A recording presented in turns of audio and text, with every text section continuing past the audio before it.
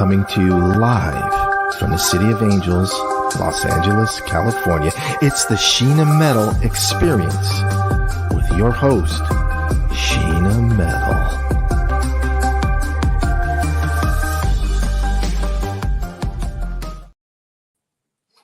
Hi, and welcome to the Sheena Metal Experience, only on Parapod TV. I'm Sheena Metal. I'm a psychic medium and an interfaith minister and an energetic healer. I'm a 29-year talk radio host and a creative and a performing artist and a paranormal survivor. And I come to you live from my home in Southern California every Wednesday at 3 o'clock Pacific time. This show is about spirituality. It's about creativity. It's about humanity. It's about passion. It's about service. It's about becoming and maintaining being your best you in this big, beautiful world, and then inspiring others to do the same. And it may be my show. It is the Sheena Metal Experience after all, but that doesn't mean it's not always and forever your experience. My guest today has been on every incarnation of every show that I have, too many times to mention. He is a brilliant actor, writer, director, producer, psychic medium, energetic healer, tour guide. I know I'm missing stuff. A teacher. Did I say teacher? And I'm so honored to have him and to call him one of my best friends. Please welcome the wonderful Paul Jacek. Yes. Hello, Sheena. Hi, beautiful. How are you? Better now that I see you. Did you like the beginning of the show where the camera came on just as I was recovering from the sneeze? I'm like sneezing during the intro thinking, please let the sneeze be over. Please let it be over. And then right now, I'm like, hello. Welcome. Next week is 30 years on the air. That went quick. I don't know about you. Time has become so elastic for me. It's happening. And we're in such an interesting time. I mean, today, astrologically, thank goodness, is very calm. It's a really gentle, lovely energy, which thank goodness, because it felt like we were all in a punching bag for the past 2 months. And what's coming, this Mercury retrograde, and it's going to be an odd one, right? Well, and it's going to be what I'm calling a thick one. Even people that don't acknowledge Mercury retrograde are going to go, what is going on? It's going to feel like you're up to your waist in quicksand. Yeah. I mean, when we formally entered the shadow period, which I believe we're now in, right? Correct. The day we went into the shadow period, I probably shouldn't tell this story on the air, but I am. I got 4 different emails from regular clients who pretty much I talk to almost every day, listing every single time in the last 10 years I got something wrong. And I was like, what? Like never had mentioned it before. I mean, 1 or 2 you could see, but the same day, all of them. And now I just admitted I got something wrong on the air. That's it. I'm dead. Career over. Help me find a new one, Paul. No, Sheena. Here's the deal. You know, as good, quote, that's Snicker quotes, as good as we are still human. Of course. And when people are going, how good are you? I had a woman stomp in, throw herself in my chair and say, how good are you? I know. I hear that too. Are you actually decent? Well, yeah. And I looked at her, I said, well, you're in my room. I'm not at your house. So let's look at it that way. How good are you? How would I be treated for dinner? What's going on with you? No, I agree. And so many of the things are so interpretive, right? Like, for instance, I have a client who likes to let me know I was wrong about his divorce settlement.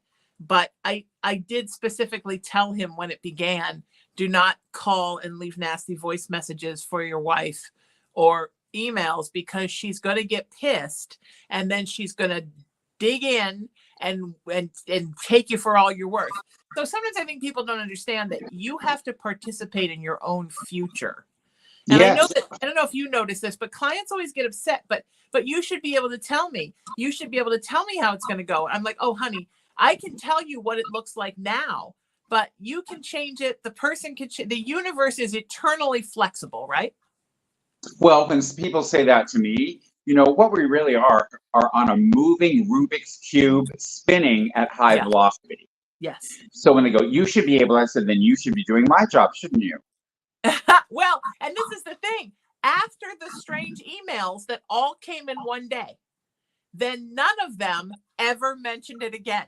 It was like a strange psychotic break, and then it was over. And that's when you know it's like a weird Mercury retrograde thing. So when you were talking about being in the punching bag, that was what I thought about, because that was what happened to me during the punching bag era.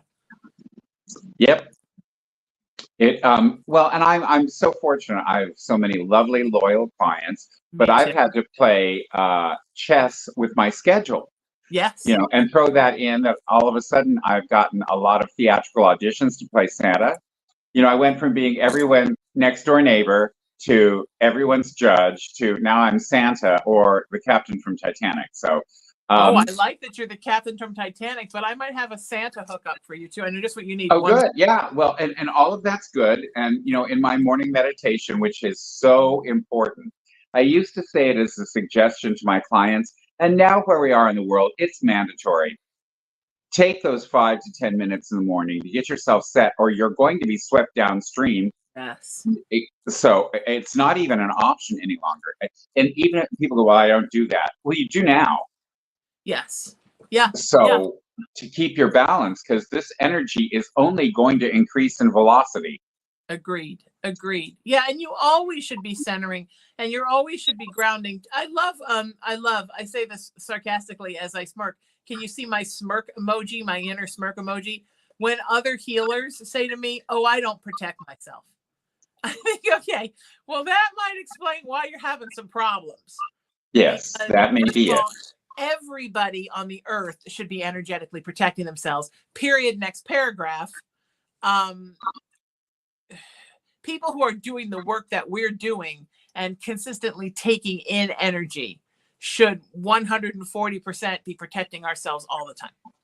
I'm now buying sage by the bale. Oh, yes. Yes, I'm buying it in liquid form for enemas. Because I will shoot a bottle of sage up my ass to protect myself and won't even think twice about it. Let me make a note of that. Yes. And I Next bought time I bought a rose quartz for douching. I'm filling every orifice with sanctity. You bet. You No, bet. but this is that time, right? And it's an interesting time. I don't know if you've noticed this, but it's a time where people who are light bearers, and I use that term difference to light workers, right? You and I, Paul, we're light bearers and light workers. But some people are light bearers, but this isn't necessarily their profession. And darkness doesn't care if you do it for a living or not. If you're bringing the light, they have a problem with you. I notice a lot of my clients who are very much light bearers and friends are getting attacked right now, either spiritually or with physical illnesses that came out of nowhere. It really seems like this is a time where the darkness is doing its best to hold those of us back that are bringing a lot of light to the world. Have you found that too? I found that to be true. And with what's going on the world stage, Sheena, we just topped it. You know, we're at the zenith of the nasty and the good, and the light is finally just ahead of it, because this resurgence of interest in things, quote unquote, good, no longer is nefarious and nasty and horrible and lies and all of that buffoonery has lost its edge.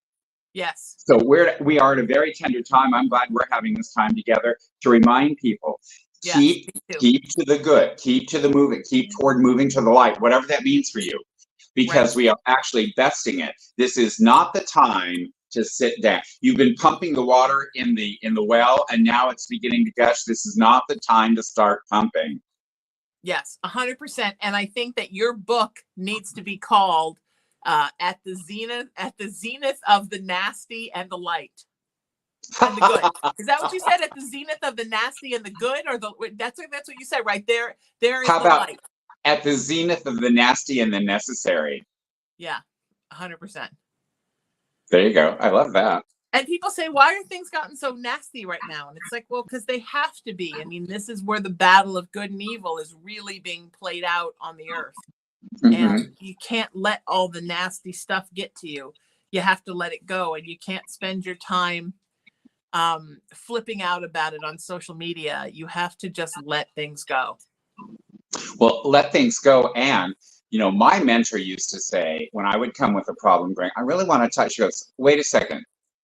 That happened last week. I don't want to hear about it. Oh. She goes, because what you're doing now is whining and it's bad theater, which wounded me. And then she said, if you keep dragging that stuff from last week into today, no wonder you're sick. Every time you wake up, you have a new opportunity, because the only place the human spirit can recognize is right now. Yeah. My mom had a therapist once that said to her, you can't hold every bit of trauma out in front of you like a banner everywhere you go. And it really helped her to release a lot, because I don't think she realized she was doing this. Was when I was tiny, so I was not really a part of the discussion. I don't think she really realized that she was doing that until he pointed that out. And that was a very big turning point in her healing from a psychological perspective.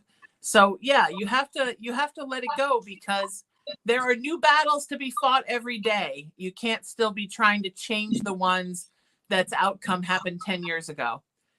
That's exactly right. And you can't be upset with yourself because it didn't happen. Well, the ultimate security is right here, because right here, everything's taken care of. Right. And if you've noticed, everything always works out for you, or you wouldn't be here. Right. Exactly. So the idea of it's reliance, not defiance of higher powers is really 100%. helpful. Yeah, 100%. I agree 100%. And also you have to, when something is upsetting you that you can't get past and it's leaving a hole in you, so to speak, you need to replace it with something that's of the light. Exactly. Which is always love. Always love.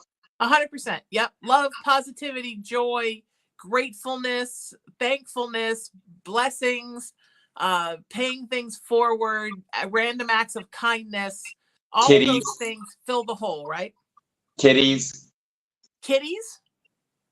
Little cats, kittens, cats. Oh, they must be there. Oh yeah. My little guy fills a lot of holes. I just made him my emotional support animal. I just went through that whole thing. And I always say, I don't know if he's mine or I'm his, but we can't be apart. So we have to travel everywhere together. And that's my one rider, that if you want me to come somewhere, there has to be a place for the cat. Yep. That's the only thing. You got to find a cat-friendly hotel, and I have to be able to fly or whatever I have to do with the cat to get there. Because yes, that's something that fills my emotional holes, is the love of kitten. Do you have a cat now? I don't yet. I think I have a ghost cat in this apartment. I've seen the back end of a gray cat several times. Sure. And they don't rush. He just walked by the bedroom door. I'm like, really? Even in the other side. I think cats have the ability to jump dimensions, Right. Yeah, I agree too. But also, even on the other side, cats don't give a damn. They're like, I'm not sure. They don't give it. In fact, I have a crush on a dog here in my neighborhood. He's a beagle, and he's just the sweetest thing. And he'll come looping down. They always look a little bit sad, but he looks up and sort of smiles at me. And I went to bend down, and his mom's not nice. She yanked really hard on the collar. I said, no, don't do that. And I said, I just wanted. She goes, no. And she walked off, and he looked over his shoulder at me, and I wanted to go, wow, your mom's a bitch. I'm so sorry. But I thought, he's been assigned to her, Yeah. He's taken her on, and he's a sweet angel. One day, maybe he'll be nice. I've actually prayed about it, that I can pet him, because he's awfully cute. But I run such a busy life. I'm looking forward to it, though. Do you know about the Asher House? No. Find him on Facebook, and he rescues all of these animals, and he was a big financial guru, and he cashed it all in and has this animal sanctuary up in Oregon, and he has like 30 dogs. They're just all the best, and he finds the ones that are on the, have 45 minutes before the kill, or they're slightly damaged, and I know all of their names. I'm so into it. So I have virtual puppies that Lee Asher is taking care of. But the Asher House is a good foundation to help for I people love that. rescuing That's animals. how I got my baby, Cullen. He had an hour. Oh, 3 days old. He had an hour, and the rescue went and picked him up. He's a cutie. He is a magic thing, right? And then he had a horrible respiratory infection, and he just wouldn't die. He's like, where's that food? He wanted to know where that food was, and as long as he just kept eating and drinking, I think he was just too stubborn to die. Love that about him. And now he's still such a good boy. He just went to the vet, and they said that he was a 100% excellent, perfect boy. And I was so excited. I didn't realize how scared I was because, he's 3. What's going to be wrong with him? But when they started feeling everything, and I thought, oh my God, what if something's wrong with him? And I had a mommy meltdown kind of on the inside at the vet because he is my soulmate. And I know that sometimes people think, oh, but it's a cat. Well, no, it's not a cat. It's a soul. And I'm a soul. And we are soulmates. And I know I've known him forever. And he is a healer, and he's not only takes care of me, but he takes care of my clients and people that watch my videos. Like, talk about somebody who just brings joy, right? So I forgive him when it's 6 a.m. he bites my feet because I figure he does so much work for the world. I'm not going to get upset that he bites my feet at 6 a.m. because, those are toys apparently, and no one told me. But yeah, I think you have to find the things in life that make you happy. But the thing about your schedule is you could still have a cat, and the cat would be perfectly happy. Oh, I'm certain. If I got one, although I have a small 1-bedroom apartment, I would get 2 so they could play. I would come home and the house would be rewired, I'm sure. Oh, yes, exactly. Yes. Yeah, but I'm looking forward to it. As I wind down, I just passed a birthday, and so I am in that 51 days after your natal birthday is a harmonious, luckier time of the year than the 51 days before. Yes.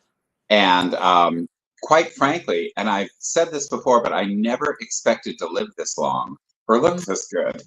Yeah, you do look good. And working on the ship, I'm actually in the preliminary of documenting this because that 40-year hiatus, the history of the ship didn't change, but the atmosphere around it, and I certainly have. And so there are pockets on the ship where time is very elastic. I was bustling around, I was there 80 to 84. I was a young man in my early 20s, and now I'm not. So I was wondering why I was like puffing, getting up to the wheelhouse. I was like, why can't I get any breath? And I stood there for a second and I went, because 40 years have happened, because I'm running all over the ship like I'm 22. And I remembered I was on the after end of A deck and I went, oh, that's right, there's a bathroom here. So I pop in, I'm washing my hands, I look up in the mirror and I literally went, oh, because the last time I looked in that mirror, I had feathered hair, puka shells, and white satin shorts. Oh, wow. It was 1981. And I went, that can't be accurate. I hope you weren't working that day. Well, I had to kind of walk out going, inside, I feel 22. Yeah. My container is a different age. Yes. And that is, it's earth shattering to me. I'm so grateful. I think it has changed me as an intuitive reader and as a human, because now when people come to talk to me, I have the time. And I recently got a promotion. Oh. I'm now the first officer of the ship. Wow. We have a Commodore, we have a staff captain, and I'm the first officer. And so we do all sorts of media events, and we host a very special VIP tour. It's called the Officers Tea and Tour, where we take a tour for an hour and then have a high tea together. And I'm having a ball. I have to tell you, you must come visit. Wonderful. I can't wait. It's one of my favorite places. I was just by there the other day, and I just feel so warm whenever I'm near her. And my mom sailed on her.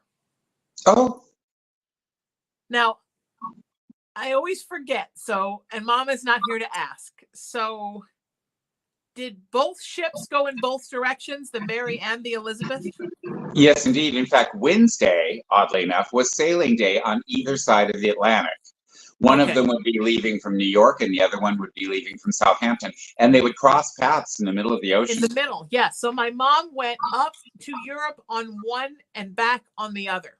Often, you bet. And when they went to Europe, I want to say they went on the Mary and back on the Elizabeth is the way I remember it. My grandparents were going to drive all around Europe, so my grandfather insisted on taking his station wagon on the boat. Sure. So they lowered his stuff. I'm seeing like the family car being lowered onto a ship. It's the weirdest thing. While they were sailing to Southampton, somebody broke in and stole his radio. No. And he, even on the ship. My grandfather was this big, burly, bald kind of, he looked like Daddy Warbucks, right? Big Sagittarius. And he was none too happy that he had been burgled on the ship.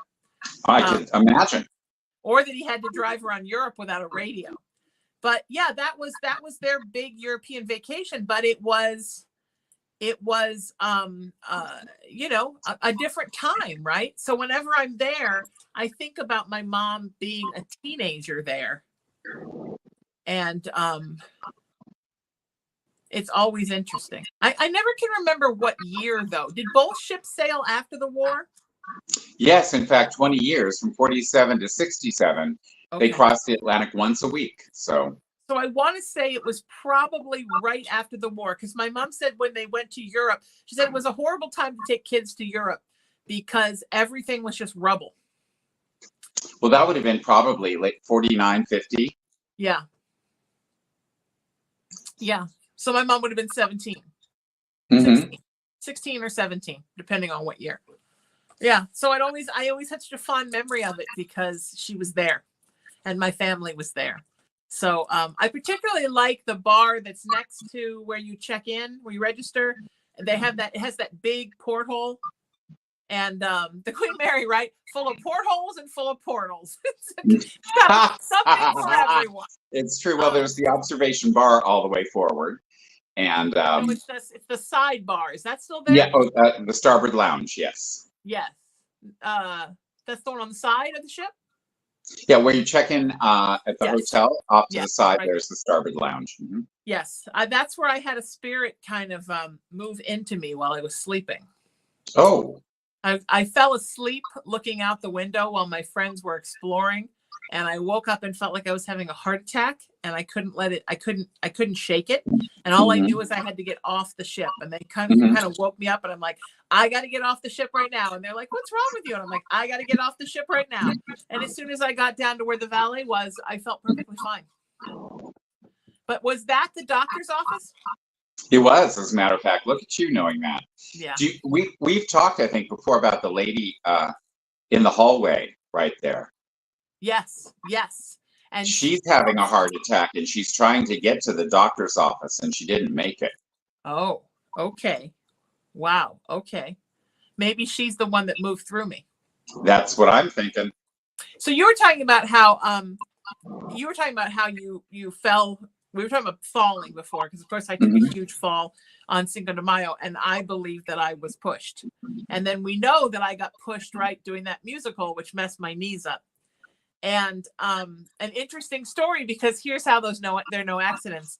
The folks who owned the theater where I fell doing the musical are friends now.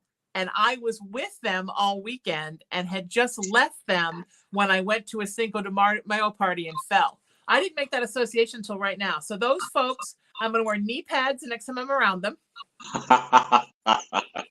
But although this time it wasn't my knees, it was my leg, this whole side of my body. But it is common, right? When people say ghosts can't hurt you, Paul, I'm not sure what they mean, because spirits can do all kinds of things, right? They can move through you. They can cause heart problems. They can really frighten you into a heart attack. They can push you down the stairs. They can scratch you. And I'm not saying everybody should be scared they're going to be attacked by a ghost, because it's very rare, but it is something that can happen, right? So working on a ship like that, Do you sometimes worry that, you're going to have one pop out of the walls that isn't friendly? My experience has been we don't have a whole lot of malevolent ghosts, but and I ask my tours frequently if they know the difference between ghosts and spirits. Ghosts, generally, rule of thumb, don't know they're dead.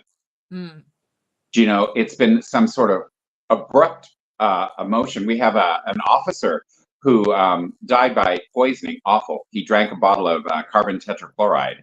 And he thought it was gin, did one of those, big old masculine things, so took a big, good, healthy swig and went, oops. So what a horror. 2 days later, he was dead. It's like, boiling water on paper towel. It just went right through the man. So he's still on patrol. He's up in the wheelhouse. He's seen in the officers' quarters. So he's still confused. And in fact, our very first captain suffered a stroke while he was asleep in his bed. So he doesn't know he's dead either. He's probably very confused. Why are these people in flip-flops and shorts all over my ship? Were either one of those men tall and yes. And with a white beard? I don't know that Captain Britain had a beard, but he was a taller man. He was taller than Second Officer Stark.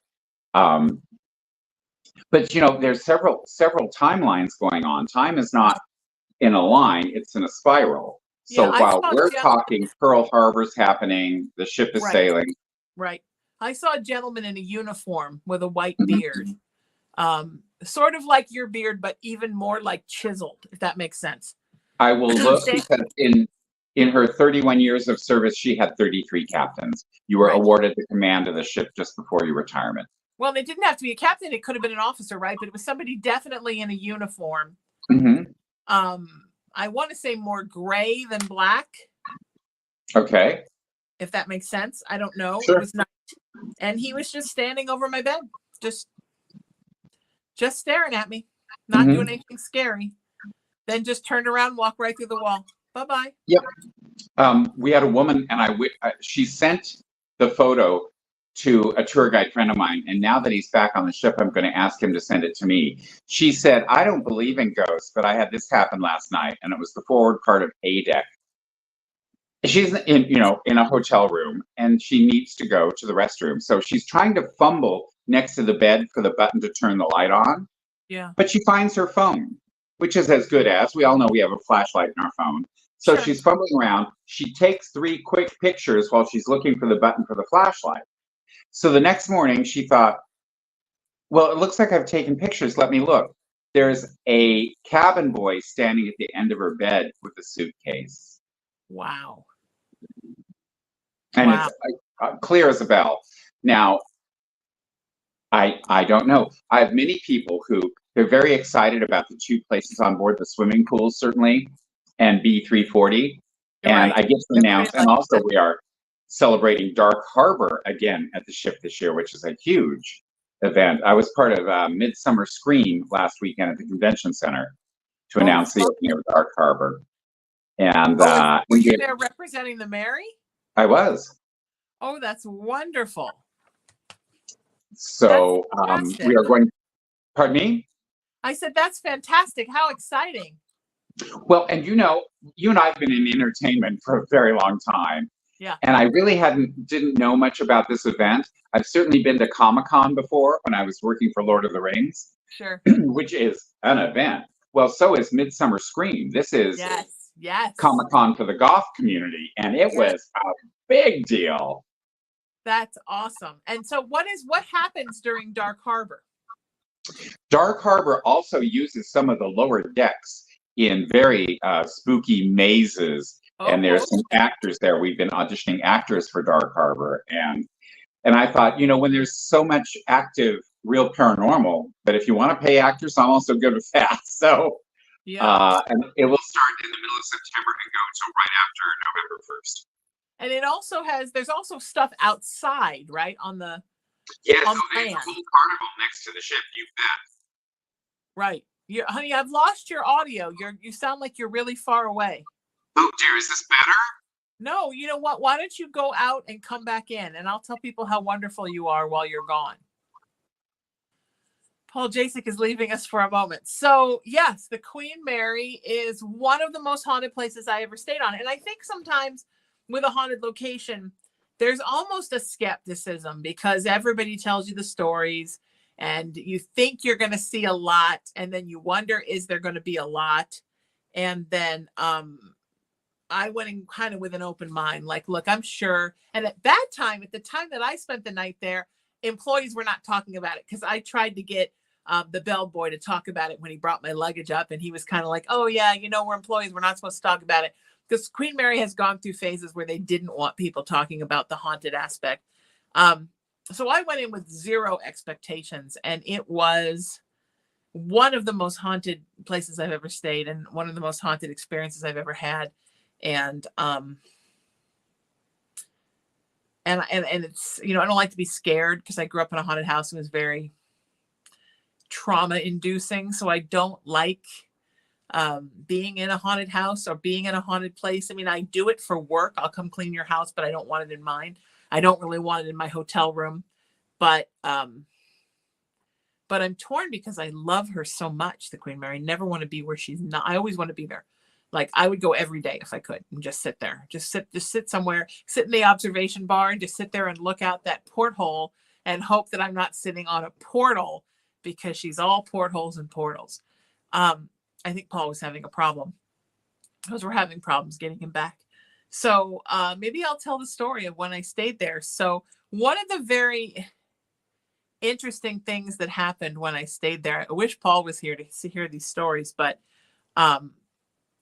so I told you about the first time I was sleeping in the observation deck. I had never been on the ship. How I grew up so close to her. I had never been on her. I don't know, but I'd never been on the ship.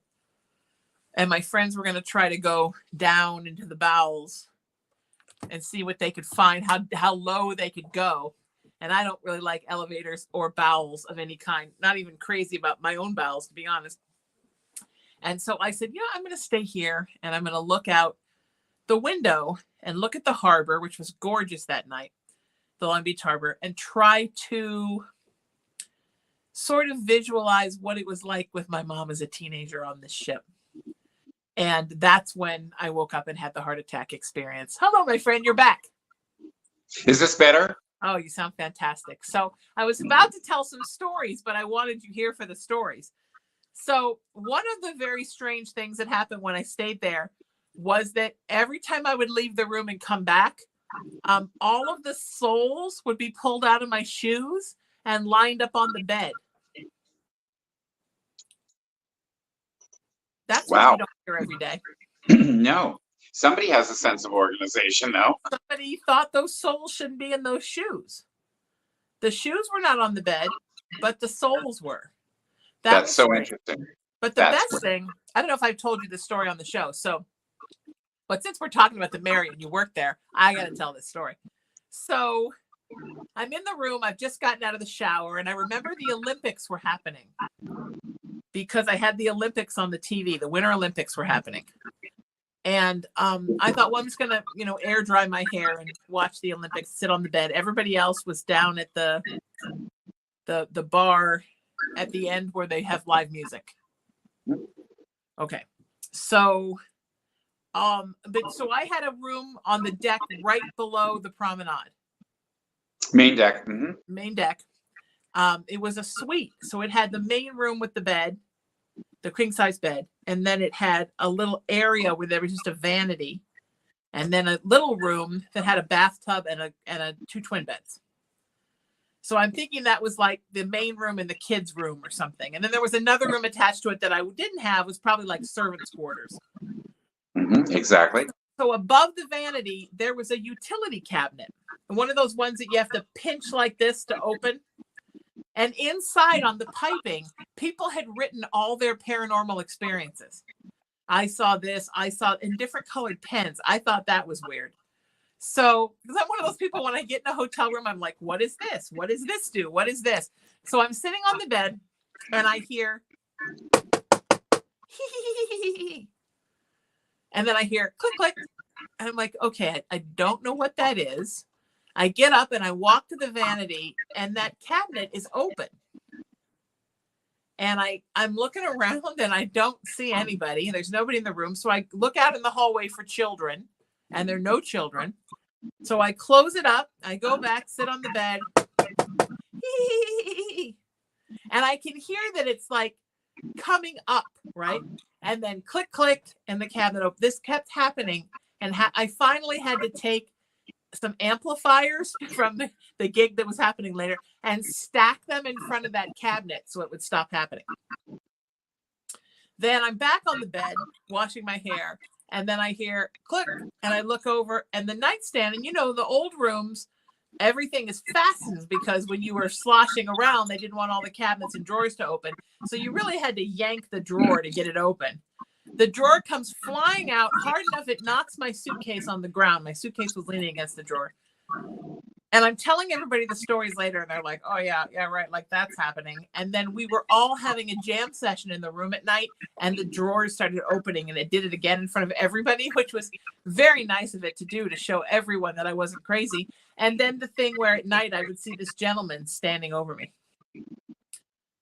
And I think I saw a picture of him where they have all the pictures of the staff from the past.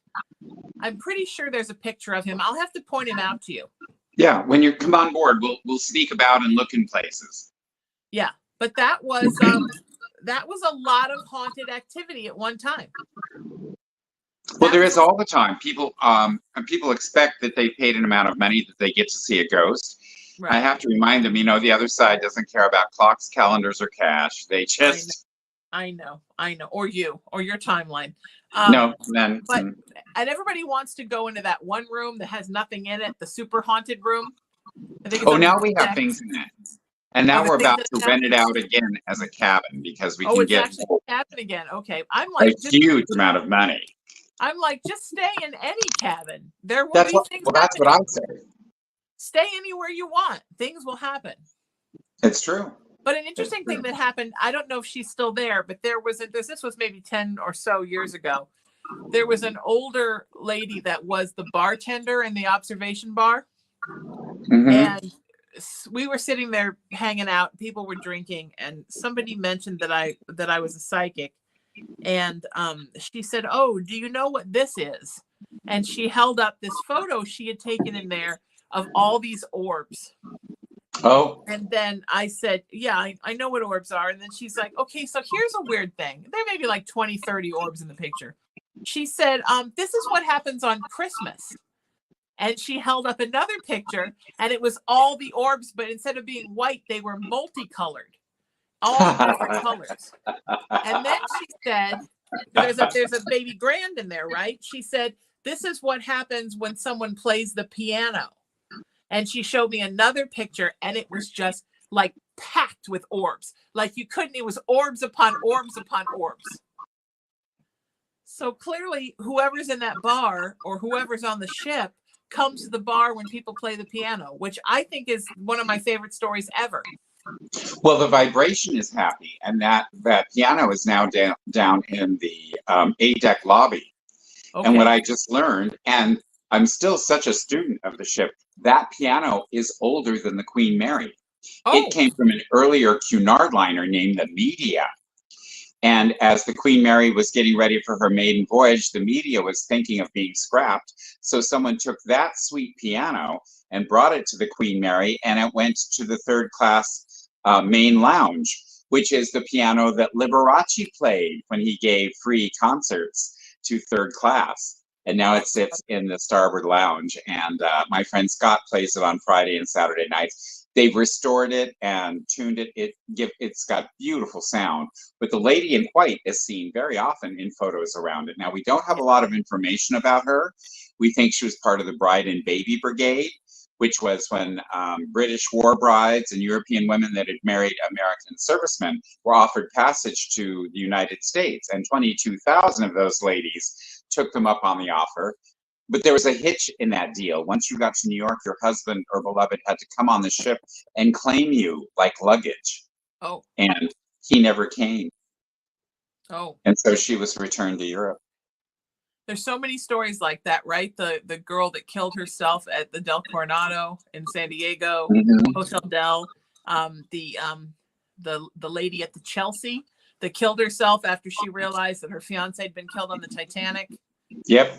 There's a lot of suiciding. Well, I guess that's why they call it a widow's walk, right? There's a lot of. That's exactly right. The men die, so the women just took their lives. That makes me sad, but yeah. Well, but you know, the claiming like luggage. I mean, I think that could happen again in the near future. Well, thank goodness we're turning a corner. Let's make sure it doesn't happen. Yes, exactly. Yeah. I get to meet so many, and now I sound like I'm a grandfather. I'm certainly old enough to be one, but get to work with so many young people. And nice. This young man, Finn, and I'm naming him by name, has just been such a delight. And I found out his birthday is the day after mine.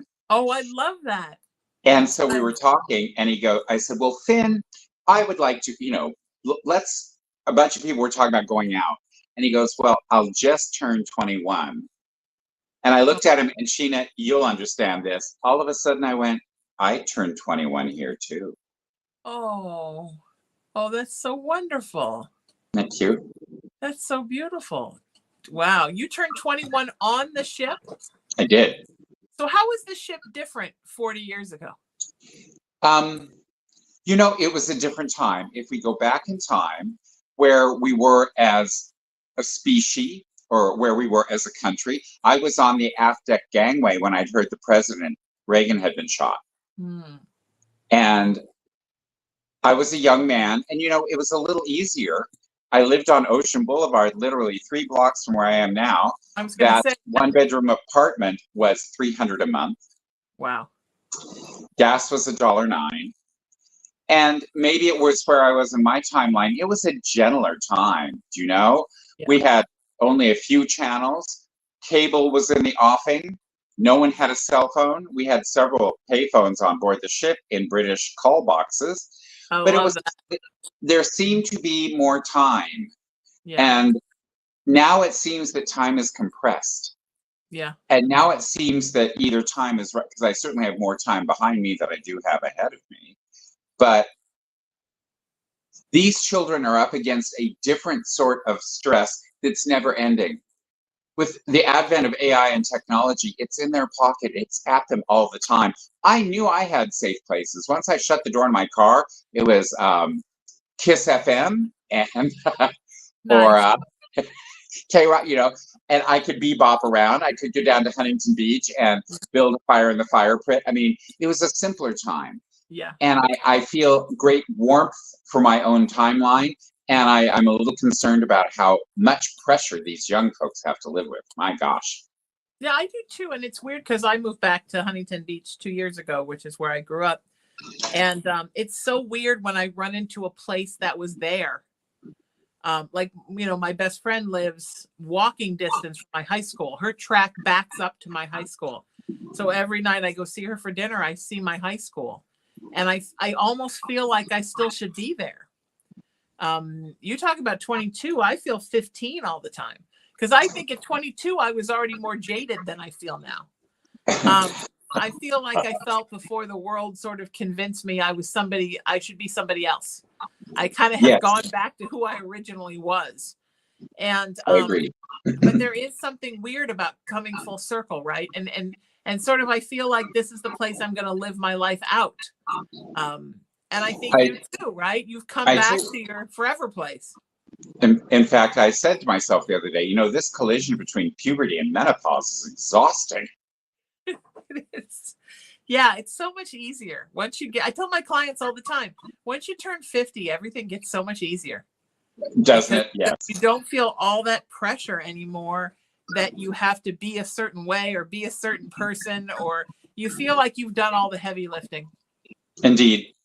I agree with you. You just get to coast and do whatever you want. For me, it was, move here behind the Bolsa Chica haunted wetlands and start my spiritual practice or continue my spiritual practice that I'd started a few years before. And for you, it was bring your spiritual practice here and go back to one of the first jobs you had. It's true. And do it and again. That's the shadow people I see now. The one thing I did kind of ascertain is with all of the heavy lifting in those in between 40 years, I now can discern and I experience more I'll see somebody out of the corner of my eye. I was sitting quietly in the engine room, and a pair of legs above me just walked by. Oh, And I'm like, wow. And I wasn't frightened, but I was startled. And I thought, just like from the knee down, what the heck? Until I started calmly asking what's happening, what's going on. And my team said, oh, that's his deck. That deck was removed when the ship came to Long Beach. He's just walking down the hallway in his world. oh, okay.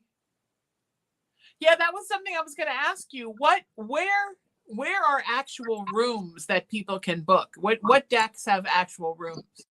Main deck, A deck, B deck. Main deck has mostly some of the larger suites where you stayed before, but we have beautiful individual rooms. Each room is pretty unique because it was fashioned into the hull. Right. So main deck, A deck, and B deck are the passenger rooms. We have 347 hotel rooms. Wow. I love staying on main deck. And was I right that was probably the parents' room, the children's room? Yes. And the room to the side I didn't have access to was probably like a servant's quarters. Well, they could expand them to 6 rooms. Now, Winston Churchill made 6 crossings, and the Churchill suite can expand.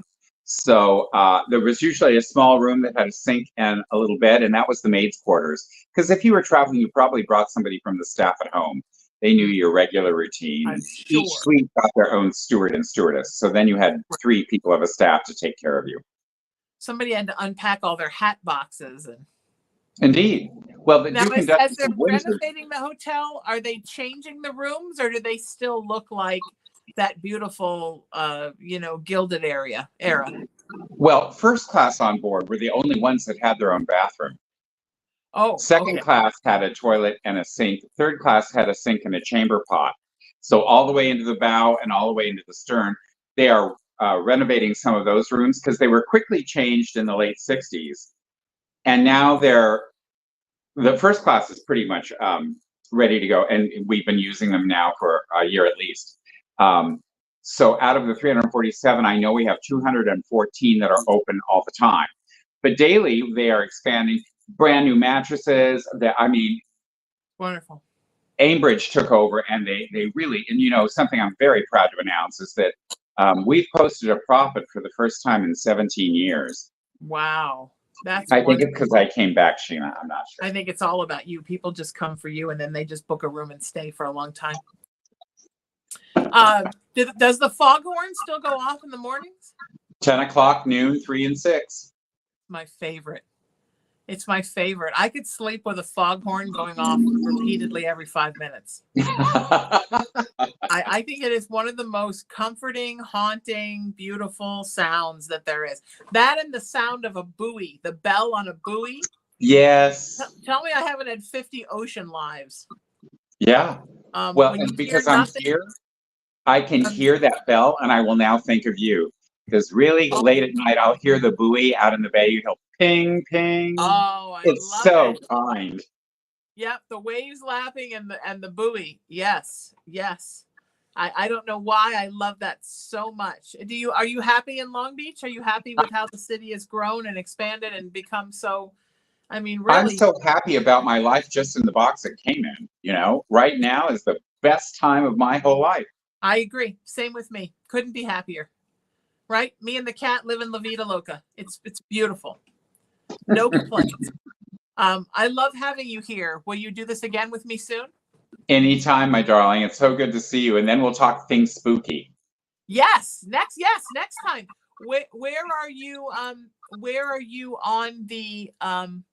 When are you at the Queen Mary that people can come visit you? I'm certainly there all the weekends. Usually my days away from the ship. But as an officer, I get called back frequently. Today is my day off from the ship. Thank goodness I got laundry done. But I'm returning tomorrow, so I'll be Thursday through the weekends. Usually I'm off in the middle of the week. But do come see me, because if I'm alive or dead, I'm probably going to be on the Queen Mary. I love it. Where can people find you online, sweetheart? If you'd like to have a reading with me, and I would love to read for you, find me on Facebook, Paul Jacek, or Facebook, or Paul Jacek Tarot Reader. And we'll find a time. Beautiful. I love that. Thank you for being here, my friend, the wonderful Paul Jacek. And thank you to Parapod TV.